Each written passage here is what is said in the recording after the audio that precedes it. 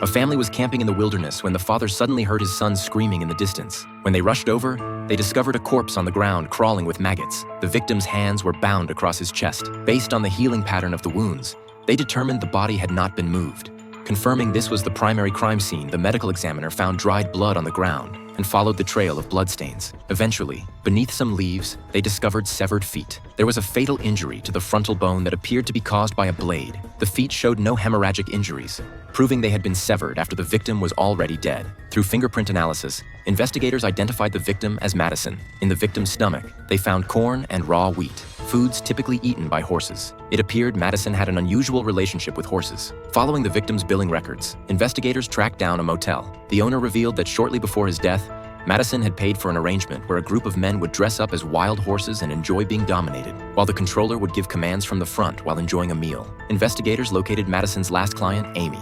Amy stated that Madison was very submissive and they had worked together harmoniously during their sessions. When questioned, Amy suggested the investigators look into Madison's wife, as she had once walked in on him and Madison in an intimate moment. After that incident, Amy never saw Madison again. The victim's wife was then brought in for interrogation. She initially denied any involvement, explaining that she had received a mysterious phone call that day. The caller had told her everything about Madison's activities. Shocked by her husband's unusual fetish, she followed the mysterious person's directions and ultimately walked in on Madison and Amy in an intimate scene. Furious, she drove home and contacted a lawyer to file for divorce.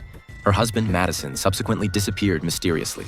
Regarding the mysterious caller, the wife only knew that the person spoke with an Australian accent. The investigators returned to the motel owner and asked which customers spoke with an Australian accent. The owner immediately pointed to Mason in the distance, who was currently engaged in a session with Amy. The owner also informed them that Mason had been Amy's original play partner before Madison replaced him. This made Mason a strong suspect. When questioned, Mason openly admitted to being the mysterious caller. He explained that he had made the call to win Amy back and reclaim his masculine dignity, but insisted he would never kill someone over a woman. The intern discovered scattered fragments around the wound, indicating the murder weapon had a blunt tip. By applying sulfadiazine powder around the wound, they could determine the approximate shape of the blade. Additionally, they found that the steel traces left in the skull matched the residue on the severed feet, confirming the same weapon was used for both injuries. Based on the mold impression, the intern identified the murder weapon as a hoof knife. To confirm this, they conducted an experiment with a hoof knife, which validated their hypothesis. Through investigation, they discovered that the motel owner's ex-wife was actually Amy. Having to watch his ex-wife intimate with others every day must have been unbearable for the owner,